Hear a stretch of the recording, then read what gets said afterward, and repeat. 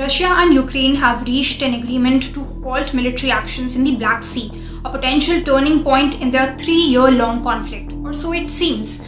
Brokered by the United States after 2 days of indirect negotiations in Saudi Arabia, this ceasefire aims to ensure safe navigation, elimination of the use of force, and prevention of commercial vessels from being used for military purposes in the Black Sea.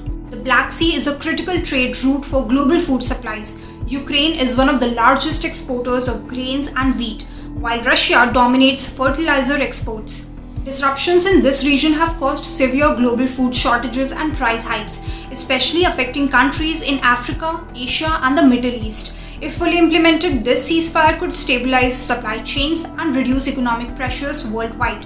But before the ceasefire can take effect, Putin has presented a list of demands to the US. Moscow has made it clear that the ceasefire will only take effect once sanctions imposed on its agricultural exports are lifted. These sanctions have restricted Russia's access to global markets for food and fertilizers.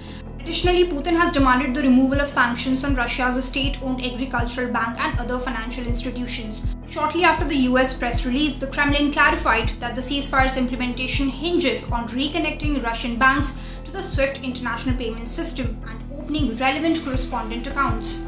On the other hand, Ukraine's President Volodymyr Zelenskyy views any rollback on sanctions as a weakening of Ukraine's position. He stated that Ukraine reserves the right to self-defense if Russian military vessels violate the ceasefire in the Black Sea. The White House indicated that both Ukraine and Russia welcome third-party involvement in implementing the energy and maritime ceasefires.